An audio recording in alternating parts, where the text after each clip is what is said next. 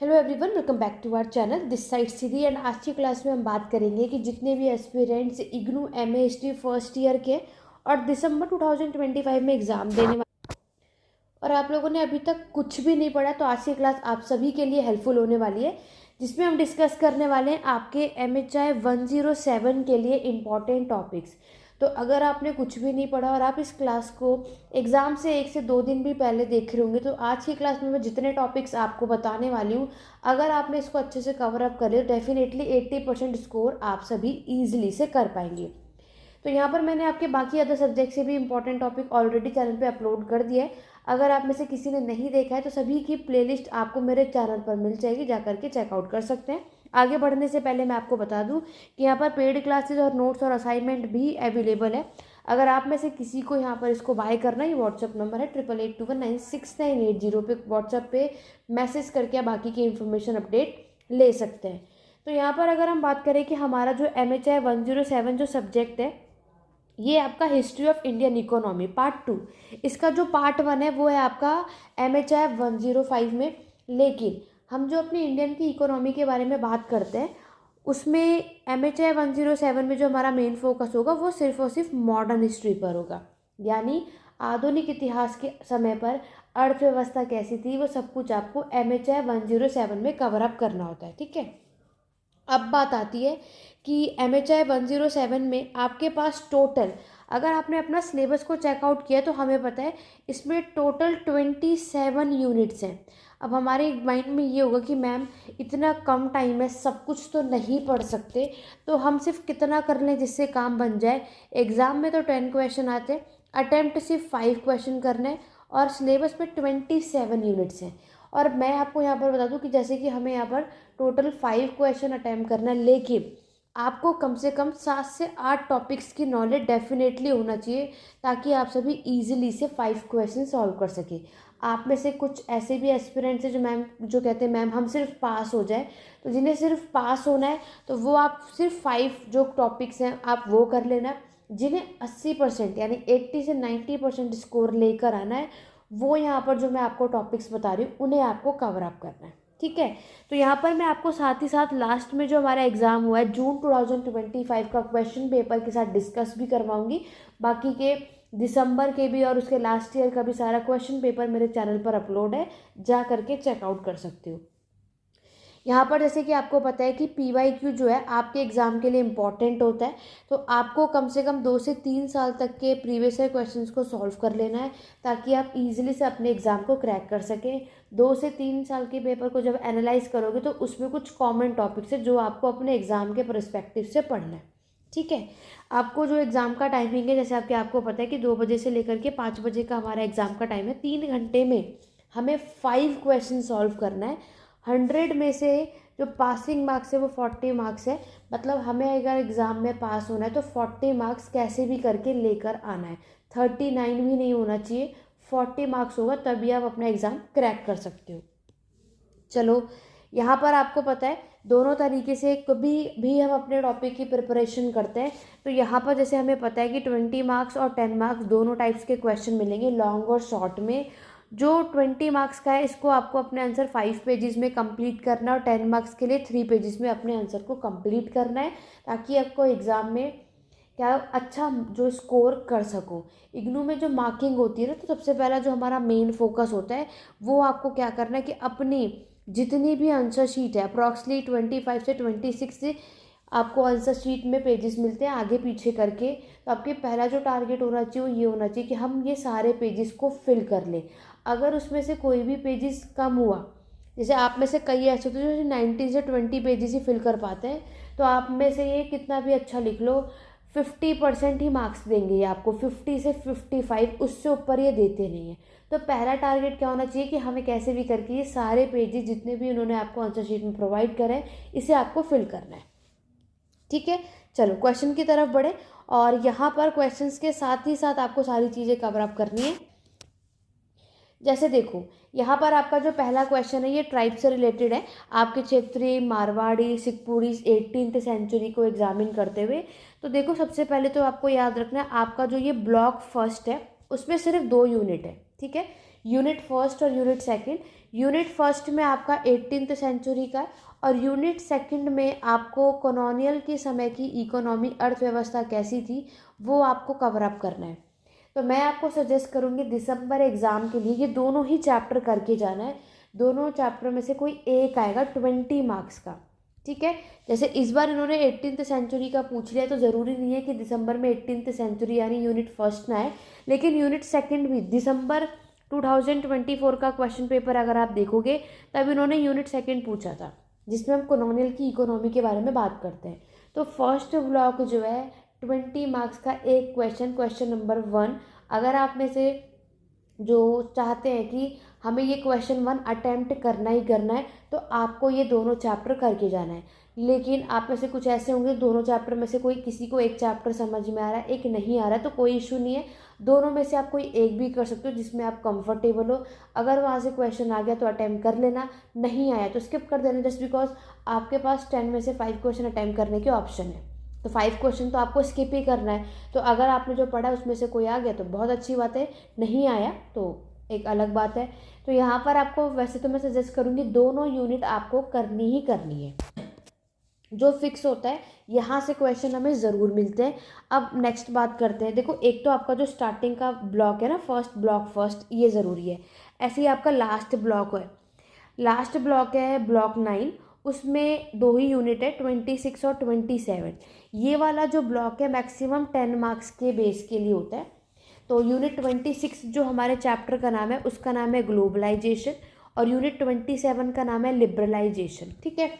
तो अगर आप सभी सेक्शन बी में ये आपको मिलेगा, सेक्शन बी में अगर आप चाहते हो कि शॉर्ट नोट मुझे अटेम्प्ट करना है, अगर ये आप लोगों पे डिपेंड करता है तो आप ये वाला ब्लॉक कर सकते हो। ये वाला ब्लॉक मैक्सिमम 10 मार्क्स का ही आएगा, ग्लोबलाइजेशन और लिबरलाइजेशन। जून में तो लिबरलाइजेशन आता है वरना मैक्सिमम ग्लोबलाइजेशन का क्वेश्चन आता है। ग्लोबलाइजेशन अगर आप में याद हो तो आपने MHI 102 में भी पढ़ा था। अगर आप में से बहुत सारे एस्पिरेंट्स ने MHI 102 में ग्लोबलाइजेशन का टॉपिक कवर अप किया है तो इसमें भी सेम चीज़ ही लिखनी है, कुछ अलग नहीं लिखना। वहाँ जो आपने याद किया था यहाँ पर भी सेम चीज़ मेंशन करनी है। तो लास्ट वाला जो हमारा चैप्टर है यूनिट 26 और यूनिट 27, इसमें आपको क्या समझ आया कि ये शॉर्ट नोट के बेस के लिए हमें ये वाला चैप्टर करना है सेक्शन बी में। फर्स्ट ब्लॉक जो मैंने बताया वो आपका सेक्शन ए में लॉन्ग 20 मार्क्स का क्वेश्चन हमें देखने को मिलता है, ठीक है, जो हमें कवर अप करना है वो। यहाँ तक क्लियर हुआ? मैं आपको इसी क्वेश्चन पेपर में भी दिखा देती हूँ जहाँ से हमारे एग्जाम में क्वेश्चन आपको देखने को मिलता है। देखो, लिबरलाइजेशन ऑफ इंडियन इकोनॉमी, ऐसे ही इस बार इन्होंने ये पूछा है तो अब आपके में ग्लोबलाइजेशन आ सकता है। तो जैसे मैंने आपको बताया ग्लोबलाइजेशन ऑलरेडी पढ़ चुके हो MHI 102 में, उसमें अगर जिसको टॉपिक आता है तो यहाँ भी आप आराम से कर लोगे, अलग से पढ़ने की रिक्वायरमेंट नहीं होती, ठीक है। आगे समझो, क्वेश्चंस मैं आपको बाद में दिखा दूंगी। तो यहाँ पर हमारे पास स्टार्टिंग का मैंने आपको बता दिया, एक तो यूनिट फर्स्ट और यूनिट सेकंड, ठीक है, और दूसरा लास्ट ब्लॉक था यूनिट 26 और यूनिट 27। तो ये वाला ब्लॉक अगर हमने ये अच्छे से कर लिया तो ये 20 मार्क्स का, और इसको तो हम 10 मार्क्स का ही लेकर चलते हैं जस्ट बिकॉज मैक्सिमम जो आप देखते हो 10 मार्क्स में ही लास्ट वाला ब्लॉक मिलेगा। कभी चांसेस हुआ तो वो 20 में मिल जाएगा, नहीं तो ये 10 मार्क्स का टॉपिक है। ओवरऑल अभी आपने देखा 30 मार्क्स हमें यहीं से देखने को मिलता है। ये आपका सेक्शन ए में मिलेगा, ये वाला आपको सेक्शन बी में मिलेगा। अब जैसे कि हमें एक चीज़ पता है, सेक्शन ए में 2 क्वेश्चन सॉल्व करना है, सेक्शन बी से 2 क्वेश्चन सॉल्व करना, और एक हमारी चॉइस है ए या बी से करना है। ये दोनों के अलावा अब आप देखो नेक्स्ट क्या करना है आपको। इसके बाद ना आपके इस सिलेबस में जो ब्लॉक 4 है और ब्लॉक 8 है, ये दोनों ब्लॉक ना आपके नए हैं सिलेबस में। पहले ओल्ड सिलेबस में ये टॉपिक्स नहीं हुआ करते थे। तो ब्लॉक 4 और ब्लॉक 8 आपको करना है, ठीक है। ये आपके एग्ज़ाम के लिए इम्पॉर्टेंट है, जहाँ से एग्ज़ाम में क्वेश्चन मिल जाता है। ब्लॉक 4 में भी आपका यूनिट 8, 9, 10 और 11, और इसमें ब्लॉक 8 में भी यूनिट 22, 23, 24 और 25। इन दोनों ब्लॉक्स में 4 यूनिट है। अगर हम बात करें इसमें हमें क्या करना है अपने एग्ज़ाम के बेस पर, देखो एक तो ये यूनिट 25 कर लेना, इसे कोई भी स्किप नहीं करेगा, जो कि हमारा बैंकिंग का चैप्टर है, ठीक है। बैंकिंग का क्वेश्चन आपके एग्जाम के लिए इंपॉर्टेंट है, जो रिपीट होता ही होता है। इसी तरीके से यूनिट 11 आपको करना है, जो कि हमारा होगा फेमाइन और एपिडेमिक। ठीक है, मैक्सिमम ये एपिडेमिक का क्वेश्चन पूछते हैं, बट फेमाइन और एपिडेमिक आपको करना है, जो कि मैक्सिमम रिपीट होता ही होता है। उसके बाद बात करेंगे यूनिट 9, जो कि हमारा है ड्रेन ऑफ वेल्थ। तो ड्रेन ऑफ वेल्थ ये कुछ ऐसे टॉपिक है ना कि ये कभी 10 में पूछ लेते हैं, कभी 20 में पूछ लेते हैं, लेकिन मिलेगा हमें ज़रूर, तो ये हमें स्किप नहीं करना। ठीक है, उसके बाद आ जाओ यूनिट 22, ये आपका प्लानिंग वाला चैप्टर है, और अगर हम बात करें तो इसमें आपका फर्स्ट 3-5 ईयर प्लान के बारे में बात करना होता है। ठीक है, ये चैप्टर आपको डेफिनेटली आने चाहिए, जो हमारे एग्ज़ाम के बेस पर इम्पॉर्टेंट है। देखो यूनिट 10 भी अच्छा है, आ जाता है, इस बार नहीं आया तो आपके में आने के चांसेस हैं। कॉलोनियल की इकोनॉमी कैसी थी और उसका क्या इम्पैक्ट पड़ा, डायरेक्टली आपको एग्ज़ाम में जब क्वेश्चन मिलेगा ना, इसी के नाम पर मिलेगा। और यूनिट 8 जो है, इस चैप्टर का नाम है करेंसी। ठीक है, तो लेकिन सारे चैप्टर तो नहीं कर सकते, वैसे तो मैं सजेस्ट करूँगी इन दोनों ब्लॉक के सारे चैप्टर पढ़ कर जाओ। ठीक है, तो अगर आपने सिर्फ ये 4 ब्लॉक अच्छे से कर लिए, ब्लॉक फर्स्ट, ब्लॉक 9, ब्लॉक 4 और ब्लॉक 8, तो इतना तो होगा कि 60% आप आराम से कर लोगे। वैसे तो 80% भी हो जाएगा, नो डाउट, लेकिन फिर भी मैं 60% आप यहाँ से अटेम्प्ट कर पाओगे। अगर हम बात करें, जैसे मैंने आपको बताया, ये 20 मार्क्स का आपको एक क्वेश्चन मिलेगा, यहाँ से 10 मार्क्स का आपको मिलेगा। इस ब्लॉक से अगर मैं बात करूँ तो 40 मार्क्स आपको यहाँ से मिल जाएंगे, और 40 मार्क्स का आपको ये वाला ब्लॉक 8 से मिल जाएगा। ठीक है, तो 40-80 मार्क्स यहाँ हो गए 100 या 110, तो ओवरऑल 110 भी नहीं होगा, तो 100 मार्क्स तो आपको यहीं से मिल जाते हैं। तो ये मैंने दोनों ब्लॉक को मर्ज करके इसलिए बताया ताकि आप सेक्शन ए के भी क्वेश्चन सॉल्व कर पाओ और बी के भी कर पाओ। ठीक है, यूनिट 23 और 24 की अगर हम बात करें, 24 इतना नहीं आता, बट आप इसको रीड आउट कर सकते हो, जिसमें हम एग्रीकल्चर और इंडस्ट्री के बारे में बात करते हैं। ठीक है, तो ये आपको इसमें चीज़ मिल जाती है। और उसके बाद यूनिट 23 है लैंड एंड टेनेंसी रिफॉर्म, तो ये 23 सजेस्ट करूँगी कि करके जाना।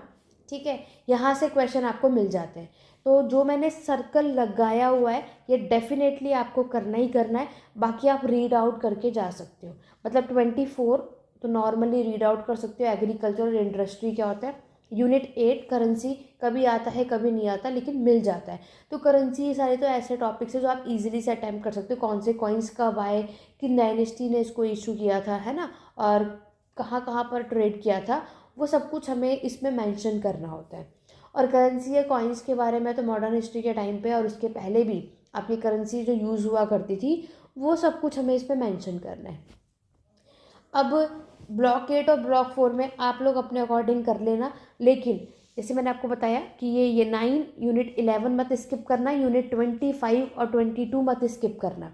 बाकी ऐसा नहीं है कि बाकी के जो अदर 2 टॉपिक्स हैं वहाँ से नहीं आएंगे, आ सकते हैं, ओवरव्यू पता होना चाहिए, लेकिन ये चारों चैप्टर ज़रूर करके जाना। ठीक है, तो अभी तक हमें क्या समझ आया कि आपको एक तो यूनिट फर्स्ट, यूनिट सेकंड, और जो ब्लॉक 4 की अगर हम बात करें तो आपको इसमें यूनिट 9, यूनिट 11, यूनिट 10 भी है, तो 10 भी अगर देखा जाए तो ये भी आपको करना है। ब्लॉक 8 की बात करें तो 22 और 25 डेफिनेटली करना है, 26 और 27 करना आपकी चॉइस है, ये शॉर्ट मार्क्स में आपको काम आएगा। तो इतने टॉपिक्स तो हमें करने ही करने हैं। अब जिन्हें इन टॉपिक्स में से भी कुछ डिफ़िकल्ट लग रहा होगा कि हमें समझ में नहीं आ रहा, हम नहीं लिख पाएंगे, कोई इशू नहीं है, और भी टॉपिक्स हैं, उसके बारे में बात करते हैं। देखो इसके बाद देखो आपको ब्लॉक 8 और 9 हो गया। ब्लॉक 7 में अगर आप देखोगे अपने उसमें, तो यूनिट 15 से लेकर के यूनिट 21 हमें इस ब्लॉक 7 में मिलेगा, जिसमें से आपको एक तो यूनिट 15 ज़रूर करना है। इस चैप्टर का नाम है डी इंडस्ट्रियलाइजेशन। मॉरिस का क्वेश्चन आ जाता है। यूनिट 16 की बात करें, डी इंडस्ट्रियलाइजेशन और इंडस्ट्रियलाइजेशन का एक क्वेश्चन आपको अपने एग्ज़ाम में ज़रूर मिलेगा। तो ये ब्लॉक भी 50 मार्क्स का तो यही ब्लॉक है। ठीक है, तो यहाँ से हम कवर अप कर सकते हैं। अब आप बहुत सारे एस्पिरेंट्स कहते हैं मैम आपने तो हर सारे चैप्टर ही बता दिए। देखो मैंने सारे नहीं बताए, यहाँ पर क्या है, किसी को डी इंडस्ट्रियलाइजेशन का टॉपिक समझ में आएगा तो किसी को नहीं आएगा। तो जिन्हें ये टॉपिक समझ में आ रहा है वो इस क्वेश्चन को, टॉपिक्स को करे, जिन्हें नहीं आ रहा, जिसको इसकी नॉलेज नहीं है, वो स्किप कर दे। ठीक है, फिर वो क्या करे, फिर आप लोग करो इसी ब्लॉक में यूनिट 19, 20 और 21। यूनिट 19 में लेबर के बारे में, ठीक है, मतलब आपके मॉडर्न हिस्ट्री के टाइम पर लेबर की कंडीशन कैसी थी, इनका क्या रोल था, ये बताना। ये तो इजी टॉपिक है, तो कोई भी लिख सकता है। यूनिट 20 करो, वुमेन की कंडीशन मॉडर्न हिस्ट्री के टाइम पर कैसी थी, जैसे MHI 105 में एंशियंट और मेडिएवल के टाइम पर वुमेन की कंडीशन कैसी थी, आपने वो कवर किया था। ऐसे ही आपको क्या करना है, इसमें बात करनी है। और 21 आपका साइंस और टेक्नोलॉजी है, ये हमेशा नहीं आता, बट येस 21 साइंस और टेक्नोलॉजी। अगर किसी को लगता है कि डी इंडस्ट्रियलाइजेशन और इंडस्ट्रियलाइजेशन हमारे एग्जाम के लिए थोड़ा टफ है, अगर यूनिट 17 और यूनिट 18 की बात करें, देखो यूनिट 18 सजेस्ट करूँगी ज़रूर करो। ये आपका स्मॉल स्केल इंडस्ट्री और लार्ज स्केल इंडस्ट्री, यहाँ से ये क्वेश्चन आपसे पूछ लेते हैं, ठीक है। और यूनिट 17 की अगर हम बात करें तो इसमें आपका कैपिटल क्लास का एमरजेंस कैसे हुआ, तो ये तो कुछ ऐसे टॉपिक है जो कभी आपको मिलेंगे और कभी नहीं। लेकिन मैंने आपको क्या बताया, जिन्हें ये लग रहा है तो ये वाला जो चैप्टर है ये तो एक ओवरव्यू यानी नॉर्मली रीड आउट कर सकते हैं, क्योंकि ये कुछ इजी टॉपिक होते हैं जिसमें हम इसमें आराम से अटेम्प्ट कर पाते हैं। लाइक पॉपुलेशन कॉलोनियल पीरियड के टाइम पर कैसी थी, तो इसमें हम आंसर राइटिंग आराम से लिख सकते हैं। वुमेन की कंडीशन मॉडर्न हिस्ट्री के टाइम पर कैसी थी, इसके लिए हमें इतना नहीं पढ़ना, नॉर्मली रीड आउट कर सकते हो। लेबर यानी वर्किंग क्लास की क्या कंडीशन थी, आप लोग सॉल्व कर सकते हो। अब हम क्वेश्चन देखते हैं। देखो यहाँ पर अगर आप देखोगे, पहले शॉर्ट नोट देखोगे, शॉर्ट नोट में आपने देखा कि यहाँ पर अगर आप देखोगे लिबरलाइजेशन जो मैंने आपको बताया, ये आपके बुक में यूनिट 27 है। डी इंडस्ट्रियलाइजेशन इस बार इन्होंने 10 मार्क्स में पूछा है, आपके में 20 मार्क्स में आ जाएगा, लेकिन आ जाता है जो मैंने आपको बताया यूनिट 15। बर्ड हैजलर और कॉरपोरेशन ना, ये यूनिट 2 है। ये आपके ऐसे टॉपिक्स हैं जो 10 मार्क्स का ही होता है। अगर आप में से किसी के माइंड सेट है कि यस मैम शॉर्ट नोट ही करना है, तो शॉर्ट नोट के लिए एक तो अर्ली सेंसेस का टॉपिक और लिख लो। अगर 10 मार्क्स का क्वेश्चन सॉल्व करना चाहते हो तो अर्ली सेंसेस जो जनगणना का टॉपिक है ये भी आपका इसी में आता है। और आपके बिरला ब्रदर्स, ये दोनों और ऐड कर लो। बिरला ब्रदर्स हुए, आपके बर्ड हैजलर हुआ, लिबरलाइजेशन या ग्लोबलाइजेशन हुआ। अगर आप में से आपने माइंड सेट किया कि मुझे शॉर्ट नोट भी अटैम्प्ट करना है, तो 10 मार्क्स के हिसाब से ये चारों टॉपिक्स जो है आपको अपने एग्ज़ाम के लिए पढ़ लेना है, ताकि आप शॉर्ट नोट अटैम्प्ट कर सकें। क्योंकि हमें एक थोड़ा माइंड सेट है ना कि हाँ शॉर्ट नोट भी हमें सॉल्व करना है या फिर सिर्फ सारे के सारे लॉन्ग करना है। लेकिन अगर माइंड सेट है कि हाँ एक तो शॉर्ट नोट हम अटैम्प्ट करेंगे ही, तो आप शॉर्ट नोट के लिए इन टॉपिक्स को कर लो, ज़रूर आएगा। आप क्योंकि आप देख सकते हो 4 में से कोई 2 ही क्वेश्चंस को यहाँ पर हमें सॉल्व करना होता है, ईजिली से आप इसको अटेम्प्ट कर पाओगे। ये हर बार नहीं आता, कभी कभी आता है। ऑब्वियसली कुछ टॉपिक्स चेंज होते रहते हैं। ज़मींदारी सिस्टम अबॉलिश ख़त्म कैसे हुआ, वो इसमें इन्होंने आपसे पूछ लिया है, ठीक है। नेक्स्ट अगर आप देखोगे महाबोलिन प्लान, तो ये आपका इंडस्ट्रियलाइजेशन में फर्स्ट 3 5 ईयर प्लान जो मैंने आपको बताया कि प्लानिंग वाला जो चैप्टर है यूनिट 22, यहाँ से आप देखोगे वर्किंग क्लास की कंडीशन कैसी थी यूनिट 19। इस बार इन्होंने वर्किंग क्लास पूछा, तो यूनिट 20 अच्छे से पढ़ के जाओ, जो कि वुमेन की कंडीशन के बारे में कि कॉलोनियल के पीरियड में वुमेन का क्या रोल हमें देखने को मिलता है, ठीक है। फिर आ जाओ यूनिट 6 पे, तो स्मॉल स्केल इंडस्ट्री और लार्ज स्केल इंडस्ट्री में आपसे डिफरेंस पूछा, दोनों का आपको इसमें मर्ज करके एक साथ पूछ लिया है। तो ज़रूरी नहीं है कि आपके साथ में मर्ज करके, तो आपको दोनों इस इंडस्ट्री में से स्मॉल स्केल इंडस्ट्री भी नॉर्मली ये पूछ सकते हैं, उसके बेस पर भी हम बात कर लेंगे, है ना। तो ये जैसे कि मैंने आपको बताया आपके बुक के अंदर यूनिट 18 है। और चैप्टर देखो, तो यहाँ पर आपने देखा कि इन्होंने हमसे क्या पूछा, ड्रेन ऑफ वेल्थ। तो ड्रेन ऑफ वेल्थ मैंने आपको बताया जो कि हमारे बुक में यूनिट 9 है। कभी ये 10 मार्क्स में देंगे, कभी 20 मार्क्स में, लेकिन ये क्वेश्चन आपको मिल जाएगा। ये है आपका यूनिट 23, लैंड और टेनेंसी रिफॉर्म के बारे में इसमें हमें देखने को मिलता है, ठीक है। और ये हर बार नहीं आता, राइज ऑफ यूरोपियन प्राइवेट, क्योंकि एक आध टॉपिक्स तो चेंज होते रहते हैं। हुंडी मैंने आपको बताया यूनिट 25, जो कि आपका बैंकिंग का चैप्टर है। इस बार ये है तो आपके बार आपके में बैंकिंग के नाम से क्वेश्चन आएगा 20 मार्क्स में, उसकी प्रिपरेशन कर लो। फिर आप देख रहे हो फेमाइन का चैप्टर जो मैंने आपको बताया यूनिट 11 है आपका ब्लॉक 4। फेमाइन और एपिडेमिक का क्वेश्चन आपके एग्जाम में, फेमाइन और एपिडेमिक दोनों करना, दोनों में से कोई भी वो एक पूछ लेते हैं, दोनों एक साथ तो उन्होंने बहुत रेयर पूछा है, कभी वो फेमाइन पूछ लेते, कभी एपिडेमिक, उसके बेस पर आपको इसको कवर अप करना है। उसके बाद नेक्स्ट देख रहे हो कॉलोनियल का क्या इम्पैक्ट रहा हमारी इंडियन इकोनॉमी पर। नेक्स्ट क्वेश्चन ये पूछा जो कि मैंने यूनिट 10 आपको बताया, यानी ब्लॉक 4 है। तो ब्लॉक 4 आप देख रहे हो, यूनिट 3 भी ब्लॉक 4 है और ये भी ब्लॉक 4 है, ये दोनों ही ब्लॉक 4 है। 40 मार्क्स आपने यहीं से देख लिया कि हमारे एग्जाम में क्वेश्चन आया है। तो और 40 तो ये और 50 मार्क्स का ब्लॉक 4 है। ड्रेन ऑफ वेल्थ भी आपको यहीं से मिला है जो मैंने आपको अभी बताया था, ठीक है।